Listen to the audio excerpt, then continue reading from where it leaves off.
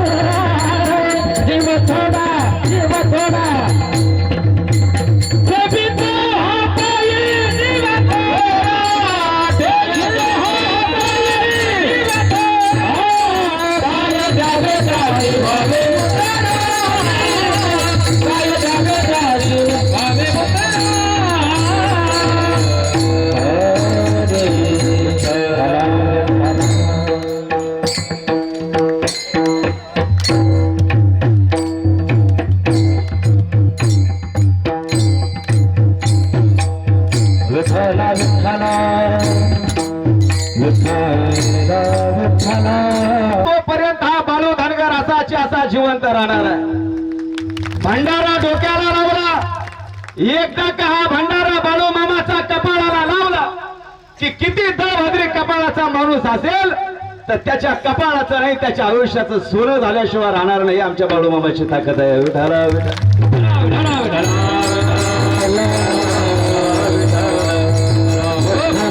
श्रद्धा ठेवा, विश्वास ठेवा, भावना ठेवा.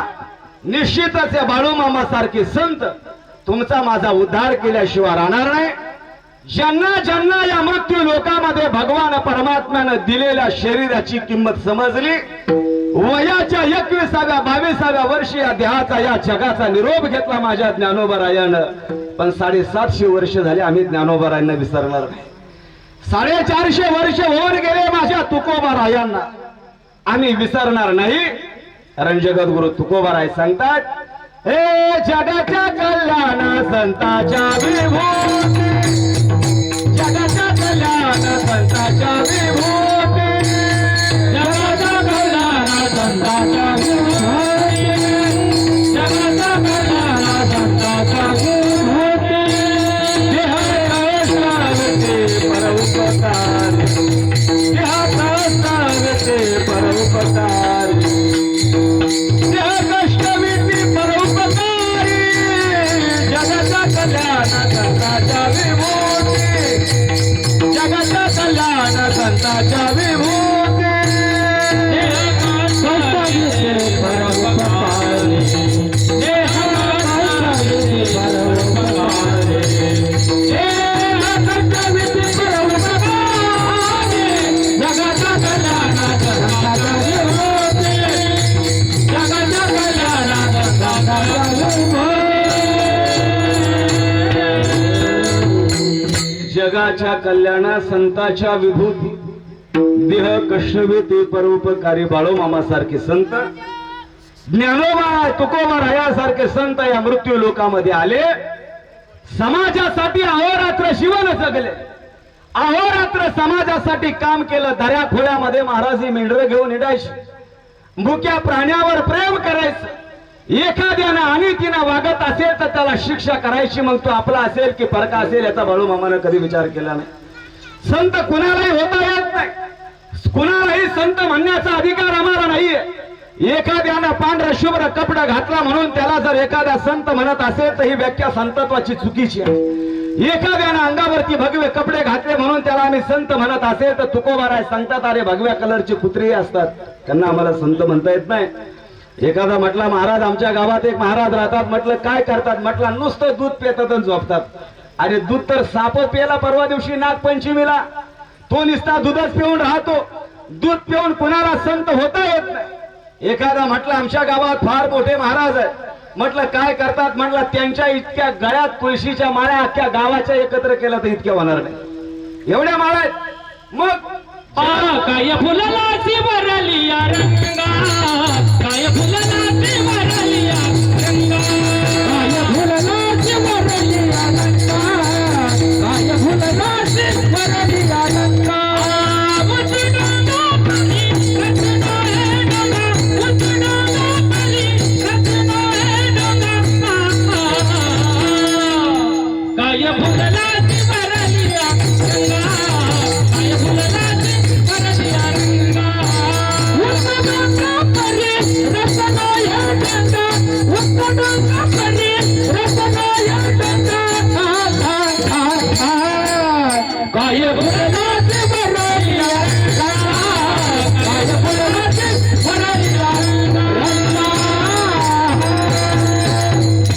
वरच्या अंगाला पाहून आम्ही जर एखाद्याला संत म्हणत असेल तर महाराज सांगतात हे चुकीचं आहे. जनक राजानं फार विद्वानांची सभा भरवली होती. त्या सभेमध्ये विद्वान माणसं सगळे बोलवले होते आणि अशाच जनकाच्या सभेमध्ये वाकडा तिकडा असणारा एक माणूस आला. त्या माणसाचं नाव होतं अष्टवक्र, कारण तो 8 ठिकाणी वाकडा होता म्हणून त्याचं नाव सुद्धा काय होतं? अष्टवक्र होतं. विद्वानांच्या सभेमध्ये अष्टवक्र येताना पाहिला जमा झालेले सगळे पंडित त्याच्याकडे पाहून हसायला लागले. त्याला त्याच्या व्यंगात त्याच्या शरीराची चेष्टा केली आणि ज्यावेळेस चेष्टा केली त्यावेळेस त्या अष्टवक्रानं जनक राजाला सांगितलं, राजा मला वाटलं तू सभा विद्वानाची भरवलीस पण ही सभा विद्वानाची नाही. मग अरे सगळी चांभाराची सभा आहे म्हटला, कारण यांनी फक्त माझं चामडं ओळखलं आणि मग ही सगळी हसायला लागली. जर यांना माझ्यातला अष्टवक्र समजला असता तर याच्यातला एकही माणूस हसला नसता. या मृत्यू लोकांमध्ये भगवान परमात्म्यानं जीवन दिलंय. आम्ही ठरवलं तर आम्हाला संत होता येतं, आम्ही ठरवलं तर आम्हाला देव होता येतं. मी म्हणतो आज आपण संत होण्याच्या भानगडीत पडू नका, कारण आपण एवढे धोरणात राहिलेले गडी नाही. देव होण्याच्या तर भानगडीत पडू नका, पण आता आपण एवढंच करू. जर एखादा माणूस बाभळगाव मध्ये आला, एखादा माणूस लिंबगाव मध्ये आला आणि त्या माणसानं विचारलं मला अमुक अमुक माणसाच्या घरी जायचंय, तो माणूस कस काय, तर अख्ख्या गावानं उभा राहून सांगावं तुम्हाला ज्याच्या घरी जायचंय त्याच्या सारखा देव माणूस आमच्या गावात दुसरा कोणी नाही. पण दुर्भाग्य वाईट आहे, गावात येऊन नाव विचारलं तर सगळं गाव उभा राहतं, म्हणतं त्याच्या इतका नालायक माणूस आमच्या गावात जाऊ नये. सोयरीक तिकडे खाटक्याला पोरगी दे पण याला देऊ नको. ज्ञानोबा राय सांगतात अरे जीवन आहे परत नाही मिळणार. हाताला धरावं देवानं, देवानं हाताला धरावं आणि समाधीच्या दारापर्यंत घेऊन जावं. ते या शरीराला आल्यावर करता येतं. देवानं हाताला धरावं. आम्ही मेलो तर बायको रडत नाही. ज्ञानोबा राय तुकोबा राय म्हणतात बाईला म्हणे खरं मरता तरी बरे, नासी येले घर थुंकून या. जर आमच्या मरण्याची वाट स्वतःची बायको पाहत असेल तर दादा कोंडके म्हणायचा सांगून गेली या ज्ञानेश्वरी आणि माणसा परीस हे मेंढर बरी. अरे याच्यातलं एकही मेंढरू आजारी पडलं ना तर इथं सांभाळणाऱ्या सेवकाच्या डोळ्यात पाणी येतं. आजारी पडलं मेल्यावरची तर फार लांबची गोष्ट आहे. मेंढरू आजारी पडलं तर मार्काच्या डोळ्यात पाणी येतं. स्वतःचा नवरा मेल्यावर सुद्धा ज्या बायकोच्या डोळ्यात पाणी येतं त्या गाड्याचा जगून काय उपयोग आहे? ते लवकरच मेलेलं बरं, लग्न झाल्या नाही तर लग्नच न झालेलं बरं. त्याच चला हे जीवन आहे. ज्ञानोबा राय तुकोबा राय सांगतात त्या मृत्यू लोकांमध्ये ज्याला ज्याला समजलं या देहाला आल्यावर संत होता येतं, या देहाला आल्यावर चांगलं कर्म करता येतं, त्या माणसाचेच आज सोहळे होतात आणि त्यांच्याच आज आपण एवढ्या मोठाले कार्यक्रम साजरे करतोय. वयाच्या 12व्या वर्षी पंजाब मधल्या अमृतसर मध्ये जालियनवाला हत्याकांड ज्या ठिकाणी झाला, 12व्या वर्षी रक्तानं भरलेली माती भगतसिंगानं हातात घेतली आणि वयाच्या 23व्या वर्षापर्यंत प्रार्थना केली. आईला, भावाला, बहिणीला आणि आपल्या बापाला सांगितलं आजपर्यंत हा भगत तुमचा भाऊ होता, आजपर्यंत आज हा भगत तुमचा मुलगा होता, कुणाचा भाऊ नाही, कुणाचा मुलगा नाही, आजपासून हा भगत या मातीचा मुलगा आहे. रक्तानं भरलेली माती भगतसिंगानं एका बाटलीत भरली. घरी गेला, बहिणीला सांगितलं याच्यावर फुलं व्हा आणि आजपासून हा भगत जगेल तर याच रक्तानं भरलेल्या मातीसाठी जगेल. 23व्या वर्षी फासावर हसत हसत गेला आणि रडणाऱ्या आईला सांगितलं आई अरे किड्या मुंगे सुद्धा संसार करतात, तुझा भगत असा संसार करायला जन्माला आला नाही, या मातीसाठी जन्माला आलाय आणि शेवटी या मातीसाठीच गेलाय. रडायचं काम नाही. चंद्र सूर्य आहे तोपर्यंत भगत तसाचे तसा जिवंत राहील. आम्ही सामान्य माणसं आहे. आम्ही ठरवलं तर आम्हाला देव होता येईल, संत होता येईल, काही होता येईल. जगद्गुरु तुकोबा रायांना विचारलं संत म्हणायचं कुणाला? तुकोबा राय म्हणतात अरे जो दुसऱ्यासाठी जीवन जगतो ना त्याला संत म्हणा, जो दुसऱ्यासाठी जीवन जगतो त्याला संत म्हणा. कुणी अपमान केला तरी सहन करतो त्याला संत म्हणा, कुणी मान दिला तरी सहन करतो त्याला संत म्हणा, कुणी गावाच्या बाहेर काढून दिलं तरी संत म्हणा. गावाच्या पाटलानं माझ्या तुकोबा रायांना बाहेर काढून दिलं पण तुकोबा रायांनी संतत्वपणा सोडला नाही, ते तुकोबा राय त्यांना संत म्हणा. नाथ महाराज 108 वेळा एखाद्यानं अंगावर थुंकावं, त्याच्या डोक्यावर हात ठेवावा आणि त्याला मुक्त करावं. जगद्गुरु तुकोबा राय म्हणतात त्याला संत म्हणा. आणि असे संत या मृत्यू लोकांमध्ये उपकार करण्यासाठी येतात. तुम्हाला आम्हाला पाहिलं, या समाजाला पाहिलं, अरे एवढा भोळा बावडा समाज आहे, एवढा भोळा बावडा समाज काना कोपऱ्यातून इथं कीर्तनासाठी येतोय. कुठेही कीर्तनाला असला तर जातोय, पण कीर्तनाला जाऊन सुद्धा ज्यावेळेस कीर्तनाचं फळ पदरामध्ये पडत नाही हे माझ्या तुकोबा रायांनी पाहिलं. आणि तुकोबा रायांनी तुम्हाला आम्हाला या ठिकाणी उपदेश केला ना बाबांनो, अरे जर परमार्थ करूनही परमार्थाचं फळ पदरामध्ये पडत नसेल तर समजायचं परमार्थ चुकीच्या रस्त्यानं चाललाय.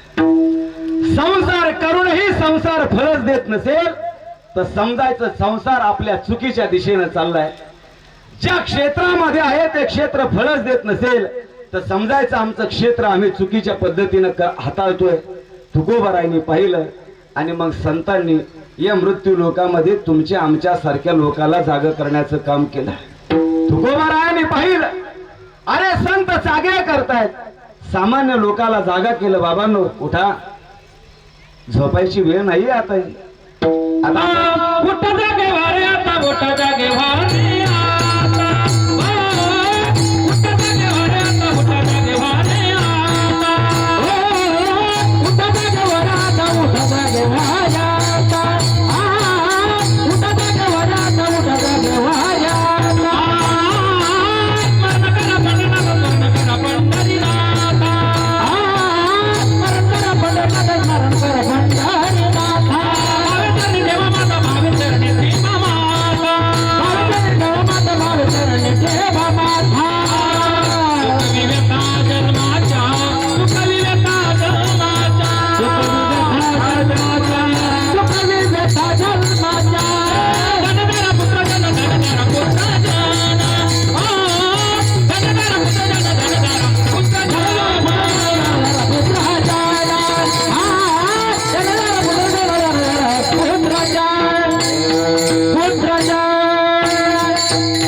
उठा जागे वारे आता. तुम्हाला आम्हाला अगोदर जाग केलं, संतांनाही जाग केलं. उठा साधू संत, साधा आपुले हित, जाईल हा नरदेह मग कैचा भगवंत. उठा पांडुरंगा प्रभात समयोपातला.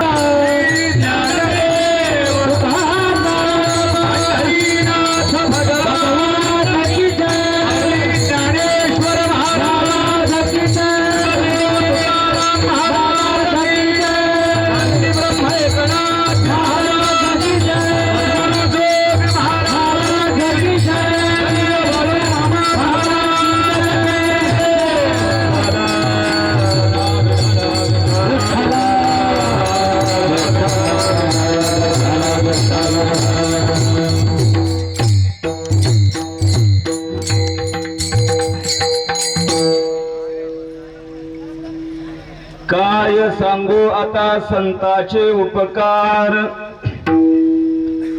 काय सांगू आता संताचे उपकार. मज निरंतर जागविती, काय द्यावे त्याचे व्हावे उतराई. ठेवीत हा पायी जीव थोडा, सहज बोलणे हित उपदेश. करोनी सायास शिकविती, काय द्यावे त्यासी व्हावे उतराई. ठेवीत हा पायी जीव थोडा.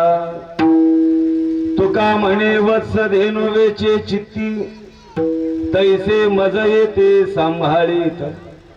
काय द्यावे त्यासे व्हावे उतराई. ठेवीत हा पायी जीव थोडा. समचरण सरोजम सांद्र निरांबुदाभम जगननिहित पाणिं मंडनं मंडनानां. तरुण तुलसीमाला कंधरम कंज नेत्रम सदय धवलहासं. विठ्ठलम चिंतयामि पांडुरंगा करो प्रथम. पांडुरंगा करो प्रथम, पांडुरंगा करो प्रथम, पांडुरंगा करो प्रथम. उतरे चरणा संताचे, उतरे चरणा संताचे. जगपादाने कथेचा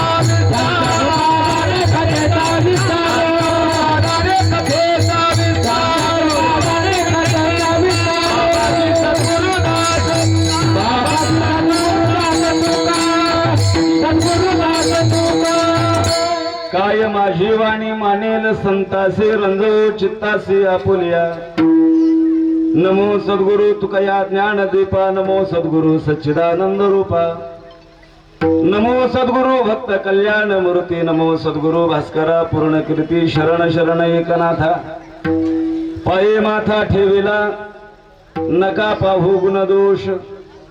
झालो दास पायाचा. काय सांगू आता संतांचे उपकार.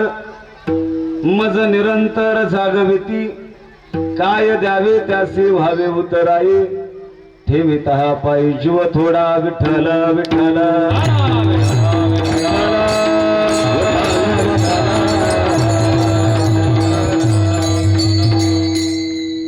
काय द्यावे त्यासी व्हावे उतराई ठेवीत हा पायी जीव थोडा प्रस्तुत प्राप्त प्रसंगी भगवत चिंतन रूपे सेवेकरिता निवडलेला अभंग जगद्गुरु संत श्रेष्ठ तुकोबाराय यांचा चार चरणाचा आहे. माझ्या समोर बसलेल्या जवळजवळ 90% लोकांना या अभंगावर कीर्तन ऐकलेले आहेत आणि हा बऱ्याच लोकांचा अभंग पाठ आहे, कान पाठ आहे. अतिशय सोपा आणि अतिशय सुंदर अभंग आज मी सद्गुरू बाळूमामांच्या सेवेसाठी आपल्या समोर निवडला आहे. 1 तासाची वेळ माझ्या हातामध्ये आहे आणि ही वेळ वाया जाईल असं मी कीर्तन करणार नाही. ज्या गादीवर उभा आहे ही गादी फार मोठ्यांची आहे, ही नारदाची गादी आहे आणि या गादीला नेम आहे, या गादीला परंपरा आहे. ती कीर्तनात मी कधी मोडत नाही. भक्ती ज्ञाना विरहित इतरा गोष्टी न कराव्या, प्रेम भरी वैराग्याच्या गोष्टी विवराव्या, जेणेकरून मूर्ती ठसावी अंतरी श्री हरीची. आयसी कीर्तन मर्यादा आहे संतांच्या घरची, आमच्या साधू संतांना घालून दिलेली मर्यादा. माझ्या कीर्तनात माझ्याकडून मोडेल असं मी कीर्तन करणार नाही. अभंगाला सोडून तुम्ही सगळ्यांनी हसावं किंवा तुम्ही रडावं म्हणून असंही मी कीर्तन करणार नाही. मी अभंग तुकोबारायांचा निवडलाय. ज्या अभंगामध्ये जगद्गुरु तुकोबाराय साधू संतांचे उपकार या मृत्यू लोकामध्ये भगवान परमात्म्यानं दिलेलं हे मनुष्य शरीर, हे शरीर 42 वर्ष वापरण्याकरता ज्या भगवान परमात्म्यानं दिलं आणि ते एवढं सुंदर शरीर वैकुंठाला घेऊन जाता आलं, त्याचं एकमेव कारण म्हणजे मृत्यू लोकामध्ये आमच्या सारख्यावर झालेले साधू संतांचे उपकार आहेत. तुकोबाराय म्हटले काय वर्णन करावं, काय सांगू आता. संतांचे उपकार मज निरंतर जागविती. या मृत्यू लोकामध्ये संतांचा वर्ग असा आहे की तो प्रत्येकाला जागवण्याचं काम करतो. माझ्या समोर बसलेल्या सामान्य लोकांनाही जागा करण्याचं काम संतांचाच वर्ग करतो.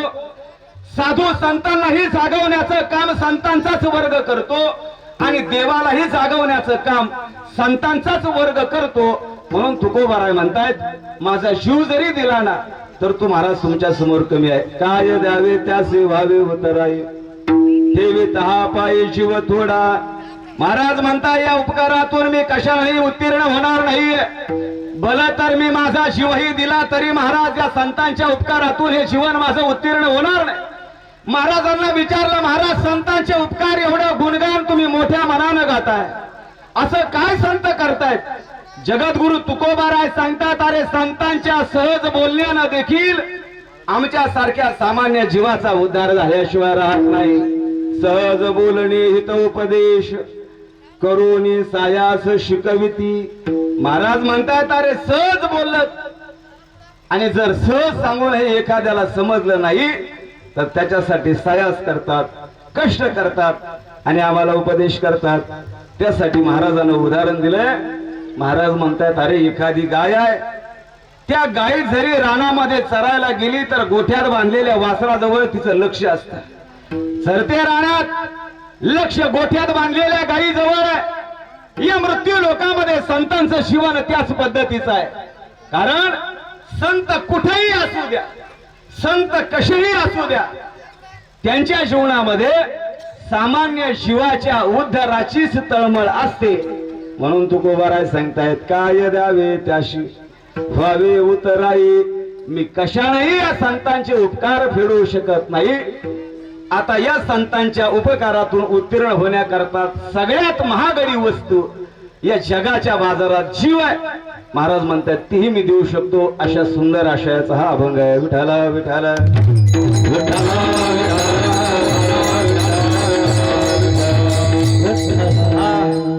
बाभळगाव, माळेगाव, सालवडगाव, गहिले वस्ती, शेवगाव, लिमगाव, राक्षी, इकडं तळणी, हा सगळा मध्यंतरीचा हा परिसर, खरडगाव असेल, सगळ्या गावांचं मध्यंतरी ठिकाण आहे. आणि संत बाळूमामा आज आपल्या या पवित्र या जागेवरती येऊन, पाच संत ज्या जागेवर येतात ती जागा पवित्र करून जातात आणि आज मामांच्या येण्यानं ही जागा पवित्र झाली.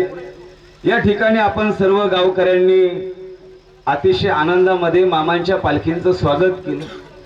या ठिकाणी रोज अन्नदान आहे. कालही या ठिकाणी माझे परमार्थिक स्नेही आमचे कृष्णा महाराज राव यांची सुंदर सेवा झाली.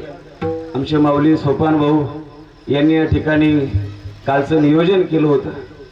रोज वेगवेगळ्या पद्धतीनं आजही आमचे विष्णुपंत रुईकर आणि ठाकूर निमगावकर मंडळी यांनी या ठिकाणी आज अन्नदानाचं असेल हे सर्व नियोजन सर्वांनी केलंय.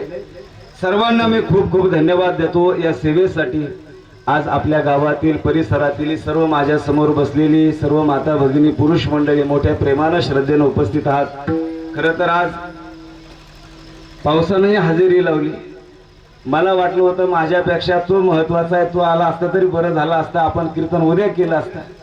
परंतु चला काही का होईना त्यानेही आज या ठिकाणी या पालखीला हजेरी लावली आणि मग त्यामुळं थोडंफार कीर्तनाला सुरू होण्यासाठी वेळ झाला. इथले नियम असतात, 8:30 ला आरती होते. पण मी कीर्तनाच्या सुरुवातीला मामांना विनंती करतो, मामा आम्हाला कीर्तन सुरू व्हायला थोडा वेळ झालाय, आज जरा 9 ला संपवा, आहे का नाही? तुम्हाला मान्य आहे सगळ्याला? हा, मग थोडं आजचे दिवस थोडी आरती आपण 9 वाजता करू, कारण लोकांना काय पुढे जायचं नाही. मुक्कामाला म्हणलं तरी सगळे थांबतील बरं का मामा. काय नाही, जेवण केलं की इथंच थांबवा मी सगळे. आणि म्हणून अतिशय सुंदर नियोजन गावकऱ्यांना या ठिकाणी सर्वांनी या परिसरातल्या सर्व भाविकांनी केले, त्यांनाही खूप खूप धन्यवाद. ज्यांची सुंदर सिस्टीम आहे आमचे दिलीप महाराज गायकवाड, त्यांनाही धन्यवाद. ते सिस्टीम आहे स्वतः गायनासाठी माझ्या कीर्तनात उभे आहेत. माझे परमार्थिक स्नेही बापू महाराज काळे आहेत, आबाच्या संस्थेतील खंडोबाच्या संस्थेतील सर्व विद्यार्थी आहेत, विनेकरी बाबा आहेत, ठाकूर निमगावकरचे या ठिकाणी भजनी मंडळ तेही माझ्या समोर बसलेले आहेत.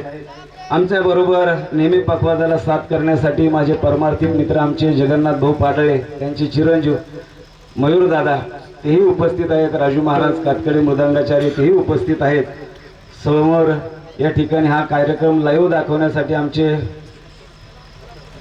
विठ्ठल भाऊ गणवट तेही या ठिकाणी आहेत. हा कार्यक्रम लाईव्ह आहे, त्याच्यामुळे कीर्तनात काय कोणी झोपू नका, नाही तर सगळा महाराष्ट्र तुम्हाला पाहिजे. एकदम मस्त आपण 1 तास कीर्तन करणार आहोत, चांगलं कीर्तन करणार आहोत.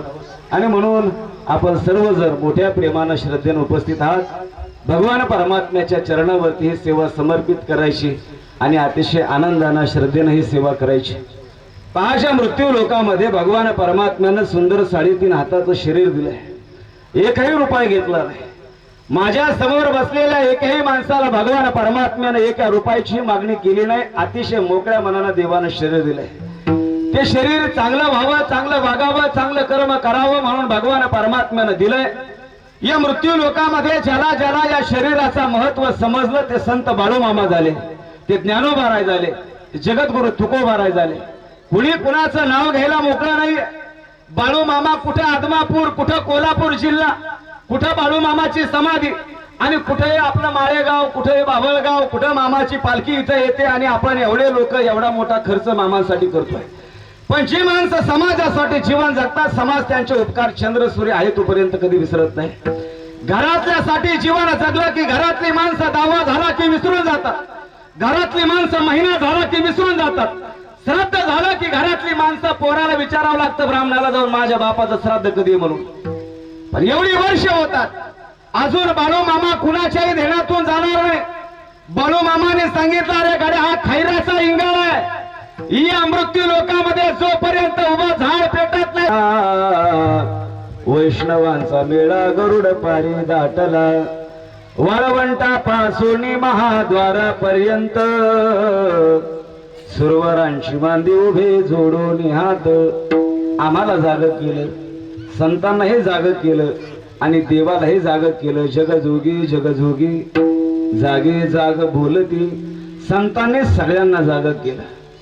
इथं समाज या संसाराच्या चक्रामध्ये गुंतलेला आहे. यांना बाहेर काढावं म्हणून आम्हाला जागा केलं, संतांना केलं, देवालाही जागा केलं. हा उपकार ज्या संतांना केला आहे.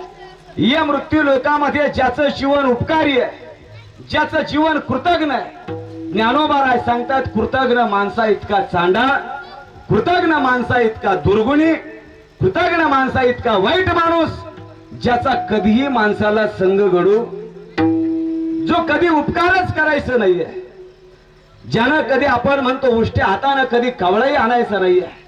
महाराज म्हटले, अरे उपकार करायला फार लागत नाही, फुकाशे जीवन तरी पाज. आमच्या दारामध्ये एखादा याचक आला तर त्या याचकाला तांब्या भरून पाणी दिलं तरी तुकोबा राय सांगतात, तो आमच्या जीवनामध्ये सगळ्यात मोठा झालेला उपकार आहे. आमच्या दारात भिकारी आला तर त्याला आम्हाला तांब्या भरूनही द्यायची बुद्धी होत नाही. मावशी तांब्या भरून पाणी द्या म्हटले ती मावशी म्हणते आख्या बाबळगावचे घर जळाले का तुला माझंच दिसलं. अरे तांब्याभर पाण्यासाठी जर आखं बाबळगाव जाळत असली तर देव तुला वर नेईल काय? नेईल, पण निवार जागा भरून खाली टाकून दे.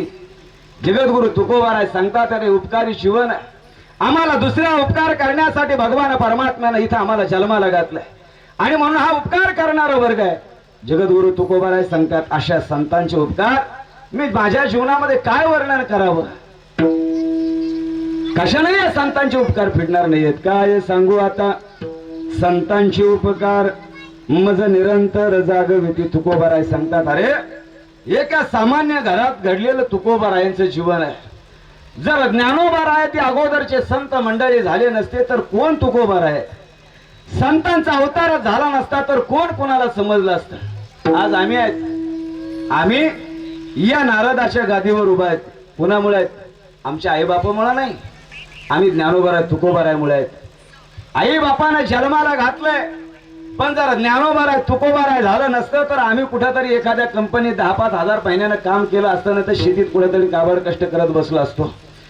ज्ञानोबा तुकोबारायांची कृपा म्हणून आज 2 शब्द तुमच्या समोर बसून तुमच्या समोर उभा राहून बोलण्याची कृपा कुणाची? ज्ञानोबाराय तुकोबारायांची. त्यांनी मोठं केलंय, सांभाळलंय. त्यांना त्रास झाला, ज्ञानोबारायांना त्रास झाला, तुकोबारायांना त्रास झाला, पण त्या लोकांनी त्रास सहन केला आणि आमच्यासारखी अनाथ लेकरं सांभाळले. म्हणून तुकोबाराय सांगतात काय सांगू आता.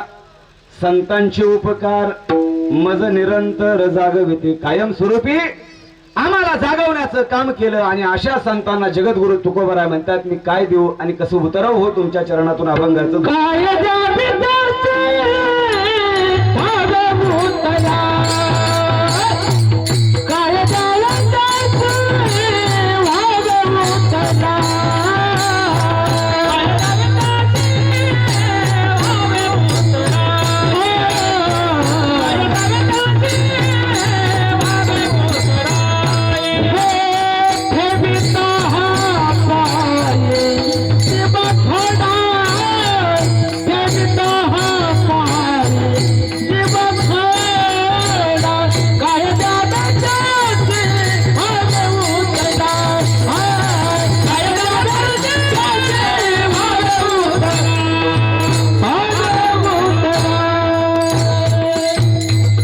काय द्यावे त्यासे व्हावे उतराई ठेवे तहा पायी जीव थोडा. तुकोबाराय म्हणतात संतांचे उपकार कशाने फिटणार नाहीयेत. काय सांगू संतांचे उपकार. महाराज म्हणतायत त्यांच्या उपकारातून आम्ही कशाने उत्तीर्ण होणार नाहीत. जे उपकार आमच्या मायबापानं केले नाही ते उपकार जर संतांना केले असेल तर अशा संतांच्या चरणावर जीवापेक्षा दुसरं देण्यासारखं काही नाही. या देहाला इंद्रिय आहेत, हात पाय कान बाकीचे सगळे आहेत, पण तुकोबाराय म्हटले जीवापेक्षा या जगात दुसरी कोणतीच किंमत जास्त नाही. माणसं काहीही दान देतील.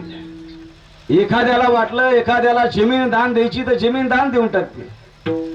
आज या ठिकाणी अन्नदान आहे आमच्या रुईकर साहेबांचं.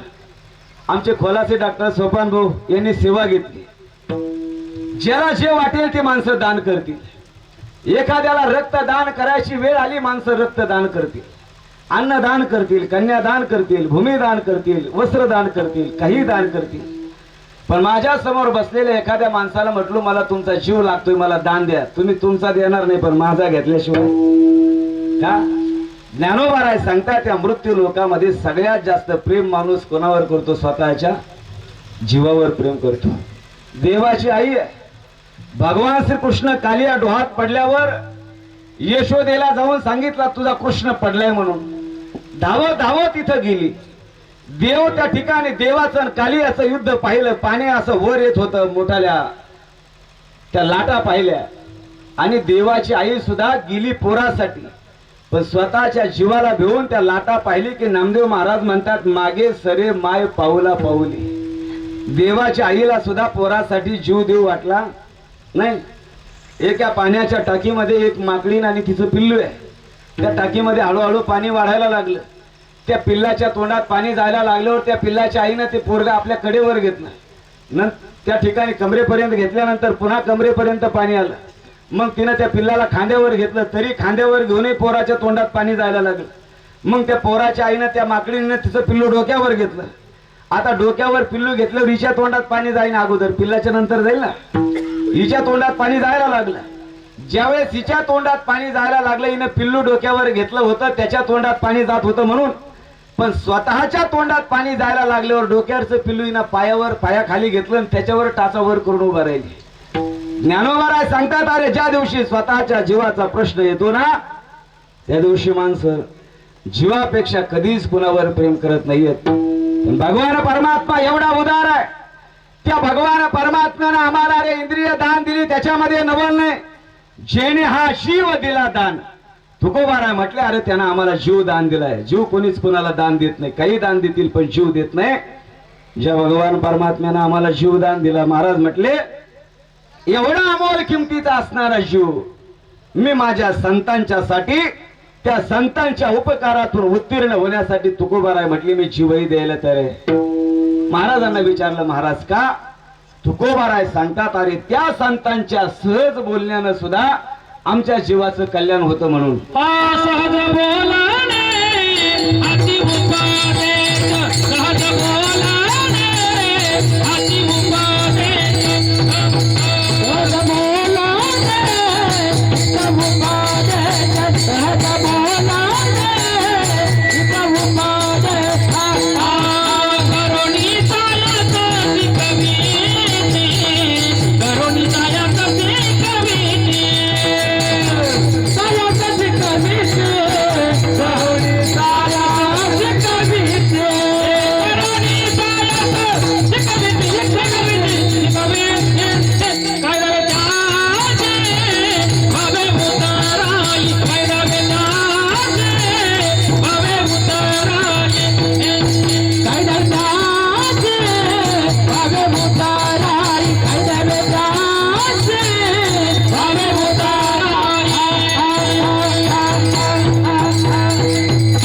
सहज बोलणे हित उपदेश, करुणी सायास शिकविते. तुकोबाराय सांगतात, संतांच्या सहज बोलण्याचा उपदेश आमच्या जीवनाचं कल्याण करू शकतो.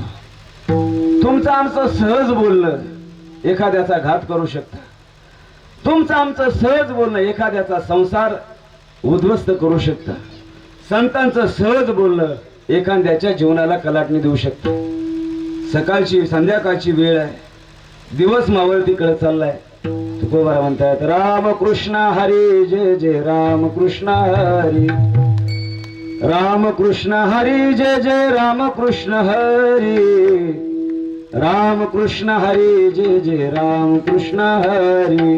हातामध्ये चिपळे आहेत, खांद्यावर विणा आहे. भंडाऱ्या डोंगरावर तुकोबारायांचं शांत भजन चालू आहे. त्या तुकोबारायांच्या जवळ एक माणूस तुकोबारायांना पाठीमागून हात धरले आणि हलवलं. महाराज उठा, अरे केवळ भजन करायचंय. महाराज म्हटले, काय झालं? एकटेच होते ना? म्हणे हो, एकटाच होतो. सकाळपासून मी 6 वाजता माझ्या गोठ्यात गेलो, माझी म्हैस हरवली. म्हटलं, या डोंगराला माझी म्हैस दिसली का कुठे? तुकोबाराय म्हटले, गड्या, तुझी म्हैस पाहण्यासाठी मी विना चिपड्या नाही घेतल्या, आणि देवानं एवढं सुंदर शरीर दिलं, म्हणले म्हशी पाहायला दिलं का? जनावरा, अरे हे शरीर देव पाहायला दिलंय. देव पहावया करी हो सायास, नदरी हे आस नाशिवंत. महाराज म्हटले, अरे हे शरीर देवाना देव पाहण्यासाठी दिलंय. म्हशी शेळ्या कोंबड्या सांभाळायला शरीर दिलेलं नाहीये देवानं, हे शरीर देव पाहण्यासाठी दिलंय. अरे एवढा सकाळपासून बिगर अन्न पाण्याचा देव पाहण्यासाठी फिरला असता, देव भेटला असता. म्हटले, म्हशीचं काय घेऊन बसला? जा म्हटले घरी, म्हैस गोठ्यात बांधलेली आहे. ते तिथून उठलं, घरी आलं आणि गोठ्यात पाहिली तर खरोखर गोठ्यामध्ये तुकोबार त्याच्या म्हैस बांधलेली होती.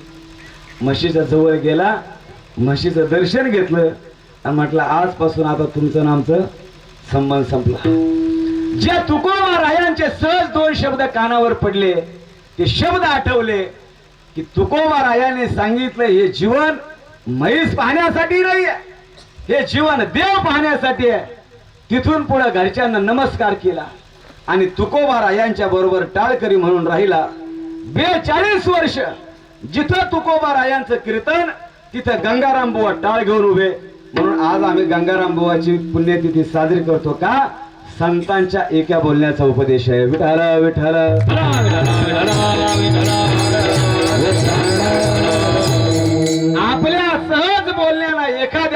आयुष्य उद्ध्वस्त होऊ शकतो.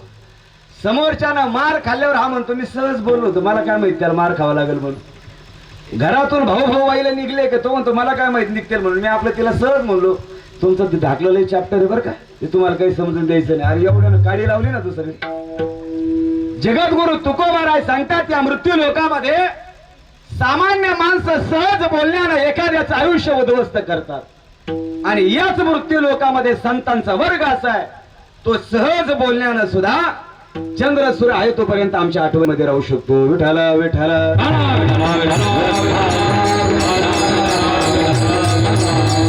सहज बोलणे. संत जे बोलतात महाराज म्हणतात सहज बोलतात पण हिताचं बोलतात. त्यांच्या सहज बोलण्यानं आपलं हित होतं. आणि आपण एखाद्याला कितीही समजून सांगितलं तर आपल्या बोलण्यानं समोरच्याचं हित होईलच असं सांगता येत नाही. होणार आपली कृती समोरच्याचं हित करणारी असेलच असं नाहीये. संतांची कोणतीच कृती समोरच्याचं अहित करणारी नव्हती, ती हितच करणारी होती. भले मार खावा लागला. आळंदीमध्ये रस्त्यानं माऊली निघाले तर माऊलीच्या झोळीमध्ये मुठभर पीठ सुद्धा कोणत्या माऊलीनं मोकळ्या मनानं टाकलं नाही. सांगलीमध्ये चाळून चाळून राहिलेला कोंडा माऊलीच्या झोळीमध्ये टाकायचा आणि ज्ञानोबारांनी तो कोंडा घेऊन सिद्ध बेटामध्ये जायचं. रस्त्यानं जाताना त्या विसोबा काकानं माऊलीची झोळी धरायची, सांगायचं ज्ञान्या अरे सांगितलं होतं आळंदीमध्ये पाय ठेवायचा नाही म्हणून. तुझ्या आई बापाने ही आळंदी वाटवली. गृहस्थ आश्रम संन्यास आश्रम संन्यास आश्रम गृहस्थ आश्रम तुमच्या बापाची भेट आहे. काही करायचं आणि तुम्ही परत त्यांच्या पावलावर ठेवून परत आम्हाला त्रास द्यायचा. याद राख परत आळंदीमध्ये पाय ठेवला तर झोळी हिसकायची, ते झोळीतलं पीठ मातीत कालायचं आणि पुन्हा ज्ञानोबारायांनी भरू नये म्हणून पायानं त्या विसोबा काकानं मातीत कालायचं. मातीत काढलेलं पीठ तसंच ज्ञानोबारायांनी पुन्हा भरायचं. सिद्ध बेटामध्ये जायचं, आपल्या ताटीजवळ जायचं, ताटी लावून घ्यायची आणि ज्ञानोबारायांनी विचार करायचा आता परत या लोकांना तोंड दाखवायचं नाही.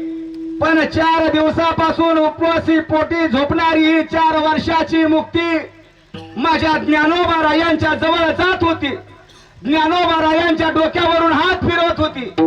एखाद्या आईने आपल्या लेकराला जवळ घ्यावा अशी ही छोटी बहीण मोठ्या भावाला जवळ घेऊन सांगत होती दादा ऐक, अरे समाजाचा त्रास देणं हा स्वभाव आहे आणि संतांचा त्रास सहन करणं हा स्वभाव आहे. समाजानं त्रास दिला म्हणून संतानं कधी रागाला जायचं नसतं. अरे समाज अग्नीसारखा झाला तर संतानं पाण्यासारखं शांत व्हावं लागतं. आपल्याच दातानं आपली जीभ जर चावली तर रागाच्या भरात कोणी आपली स्वतःची बत्तीशी पाडली नाही. आपल्याच लेकरानं आपल्या मांडीवर जर घाण केली तर कोणत्या आईने आपली स्वतःची मांडी कापून टाकली नाही. या मृत्यू लोकांमध्ये अरे तुमचा आमचा अवतार या समाजातल्या लोकांना उपदेश करण्यासाठी झालाय. यांना समजून सांगू चल बाहेर. ज्ञानोबाराय जर तसे झोपडीमध्ये राहिले असते 9000 ओव्याचा ग्रंथ तयार झाला नसता. ज्या बाळूमामाच्या समोर मी सेवा करतोय हे बाळूमामा तिथंच आदमापूरला राहिले असते. अरे जर काठी एखाद्याच्या डोक्यात मारली ना मामानं तर ज्ञानोबाराय तुकोबाराय सांगतात त्या पद्धतीनं संत काय असतात हे बाळूमामाकडे पाहिल्यावर समजतं.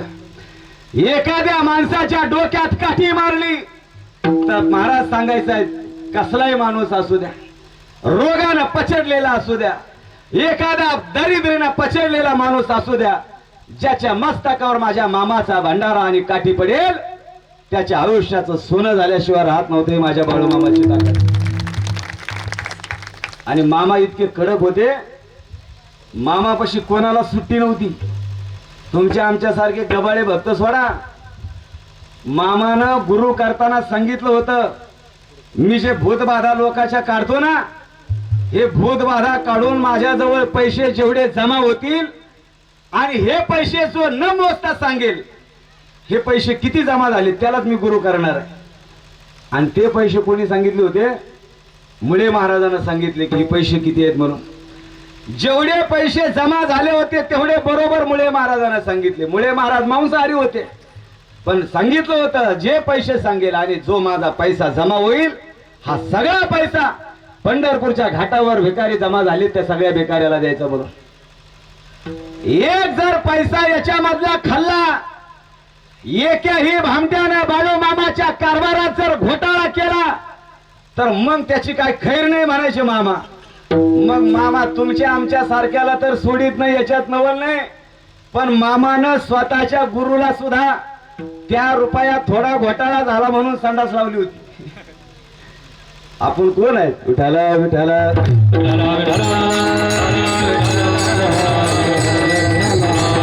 हे बाळू मामाची आज्ञा दिलेला आहे. आणि म्हणून अशा बाळू मामाचं जीवन सोन्यासारखं जीवन आहे. त्या आदमापुरात एकदा जाऊन पहा. तिथं गेलं की बाळू मामाचा आनंद, ते बाळू मामाचे आपल्याला त्या ठिकाणी गेल्यानंतर बाळू मामाच्या संस्काराची अनुभूती तिथं आल्यावर राहणार नाही. ज्या ज्या भक्तांना बाळू मामांचा सहज चमत्कार झाला, ज्या ज्या भक्तांच्या सहज बोलण्यानं बाळू मामाच्या आयुष्याचं सोनं झालं, हजारो भक्त आहेत, लाखो भक्त आहेत की ज्यांच्यामुळे माझ्या बाळू मामाच्या जीवनाचं सोनं झालंय. विठाला विठाला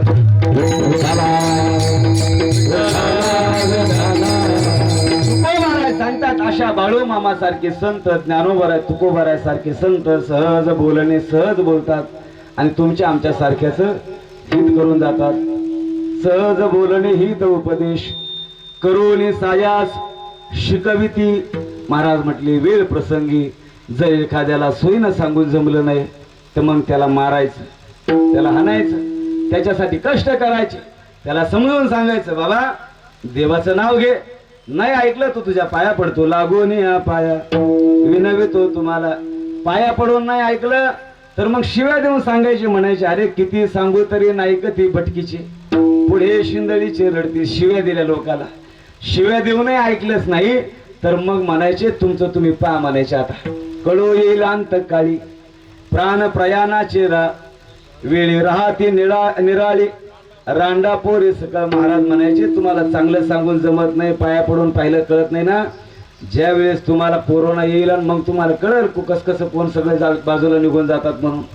हा संतांचं वर्ग आहे. जगद्गुरु तुकोबारायांनी या संतांच्या उपकारासाठी एक उदाहरण दिलं, ते अभंगाच्या शेवटच्या चरणामध्ये. तुका म्हणे वाच धेनु वेद चित्ती, तुका म्हणे वाच धेनु वेद चित्ती, तुका म्हणे वाच धेनु वेद चित्ती, तुका म्हणे वाच धेनु वेद चित्ती, तुका म्हणे वाच धेनु वेद चित्ती, संभाळी तुका म्हणे वाच धेनु वेद चित्ती, काय जावे ताची वावे उतराई, काय जावे ताची वावे उतराई, काय जावे ताची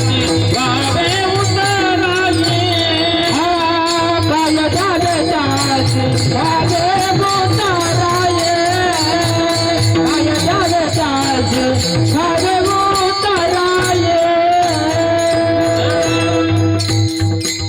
तुका म्हणे वत्स धेनुवेचे चित्ते तैसे मज येते सांभाळीत, काय द्यावे त्यासे व्हावे उतराई, ठेवीत हा पायी शिव थोडा विठोबा रखुमाई. वरात करा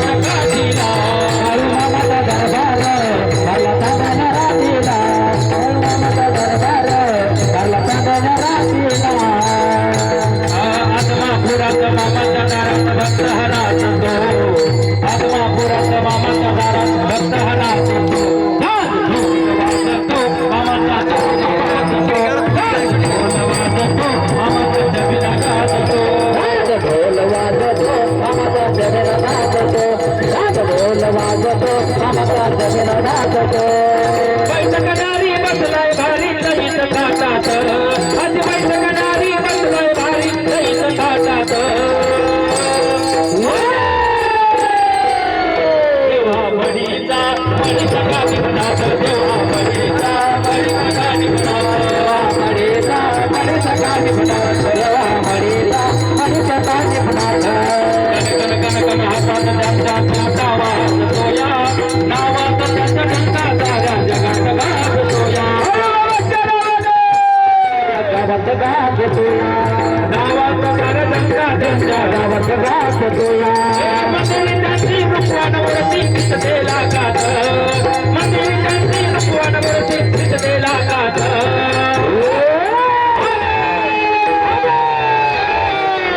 देवा मडीचा मडीचा गाणी देवा मडीचा मडीचा गाणी म्हणात देवा मडीचा मडीचा गाणी म्हणात देवा मडीचा मडीचा गाणी म्हणात गुलाबी गुलाबी मामाचा पेटा गुलाबी गुलाबी मामाचा पेटा आजी काठी बंगर पाठी आजी काठी बंगर पाठी गणगर मोठा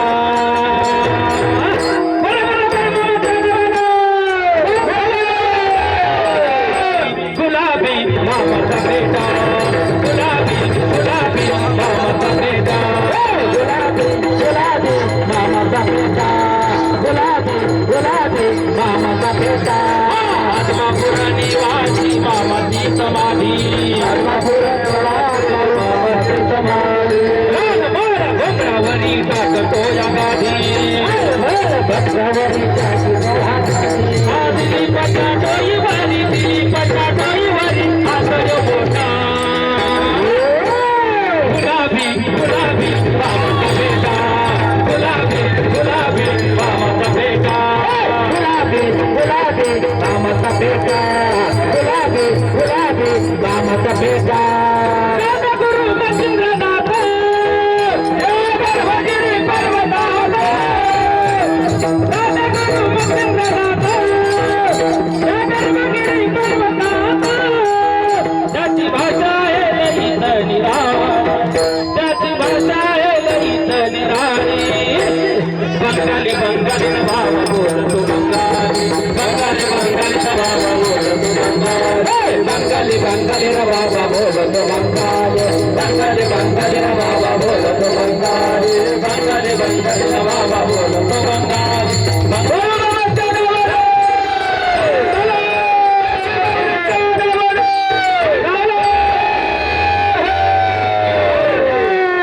दरबार आहे आणि बाळूमामाच्या समोर बाळूमामाला असेच भक्त लागतात. सर्वजण असलेले मी पण आणि तुम्ही पण उद्या आहोत की नाही आपल्या कुणाचा भरवसा नाही. आणि कोरोनाच्या इथं नाचलं पाहिजे पण आम्ही इथं नाचत नाही. इथं आम्हाला लाज वाटते. तिकडे पॅन्ट फाटूस तोवर नाचतो माणूस जिथं नाही तिथं. म्हणून चला हा बाळूमामाचा दरबार आहे. आपल्या गावामध्ये आपल्या परिसरामध्ये बाळूमामाची पालखी या ठिकाणी आली आणि या पालखी समोर आज कालही कीर्तनाची सेवा माझे मित्र कृष्ण महाराजांची सेवा आमचे ढोरकुले भाऊ यांनी माऊली सोपान भाऊ यांनी घेतली. आजही मला आमचे सोपान भाऊ गाडेकर आणि खोलासे डॉक्टर यांनी या ठिकाणी सांगितलं महाराज आज 2 नंबरची म्हणा नाही तर नंबर 2ची म्हणा कोणती का होईना सेवा आज आहे आणि ती तुम्हाला करावी लागणार आहे. आणि म्हणून आज आपल्या समोर या ठिकाणी सद्गुरू बाळूमामांच्या समोर या ठिकाणी आपल्या समोर सेवा करण्यासाठी उभा आहे. बोलता बोलता एखादा शब्द चुकीचा गेला असेल माझ्या बुद्धीचे दोष असतील पण बरोबर असेल ते निश्चितच सद्गुरू बाळूमामांचं आहे. मी ज्या संस्थेमध्ये शिकलो त्या सद्गुरू जोग महाराजांच्या संस्थेतील आहे. त्याही संस्थेतील माझ्या गुरुवाऱ्यांच्या चरणी मी ही सेवा समर्पित करतो. आपण त्या परिसरातून सर्वजण मोठ्या श्रद्धेनं मोठ्या भावनेनं एवढा मोठा परिवार या ठिकाणी आज पाऊस आला म्हणून जरी बऱ्याच लोकांना वाटलं कीर्तन होतं का नाही. कीर्तनाला सुरुवात या ठिकाणी उशिरा झाली पण तरी देखील आज एवढा 2-4 हजार लोकांचा हा समाज एवढ्या माळ रानामध्ये आपण जवळ गाव सगळे लांब गाव आहेत 2-2, 3-3 किलोमीटर 4 किलोमीटरच्या अंतरावर तरी सुद्धा सर्वजण या ठिकाणी मोठ्या प्रेमानं श्रद्धेनं उपस्थित राहिलात. मामाची सेवा या ठिकाणी या मामाचं दर्शन घ्या. एकदा मामाचा भंडारा आपल्या कपाळाला लावा. श्रद्धेनं मामाला आपलं घरानं सांगा भावनेनं सांगा मामाची या ठिकाणी मेंढरं आहेत समोर. मामाने स्वतःच्या घरातल्या लोकांपेक्षा देवापेक्षा सगळ्यात जास्त प्रेम कोणावर केलं असेल तर मामाने या मेंढरावरती प्रेम केलं. एखाद्याच्या आईला माणूस माऊली म्हणतो, पण मामा माऊली कोणाला म्हणायचे? मेंढी माऊली म्हणायचे. कारण एखाद्याच्या उभ्या पिकात मामा असताना जर चरले ना मेंढर आणि त्या मालकानं जर मामाला काही म्हटला तर परत त्याच्या जिंदगीत त्या वावरात काही येत नव्हतं. पण उभ्या पिकात मामाला जर म्हटला ना, मामा बिनधास्त चालू द्या, जिथं 4 पोते होत होते तिथं 10-10 पोते माल मामांना व्हायचा. ही मेंढी माऊलीची ताकद आहे. उगाच आपण एवढा खर्च करायचा, हे उगाच कोणी कुणासाठी काही करायला मोकळं नाही दिलीप महाराज. सगळे ही मामाची आज्ञा दिलेला आहे. अशा अनेक पालख्या आहेत. हजारो समाज आणि हजारो ठिकाणी रोज अन्नदान बाळूमामाच्या नावानं घडते. आणि म्हणून अशा बाळूमामाची सेवा करण्याची संधी मलाही आपण या ठिकाणी दिली, त्याबद्दल मी आपला सर्वांचाच या ठिकाणी या भक्त परिवाराचा ऋणी आहे. यानंतर एक 5 मिनिटांमध्ये लगेच या ठिकाणी आरती सुरू होईल. पुन्हा एकदा आपणा सर्वांना खूप खूप धन्यवाद देतो. भजनी मंडळ सर्वांना खूप खूप धन्यवाद देतो आणि या ठिकाणी सेवेला पूर्ण विराम देतो. हरी ज्ञानेश्वर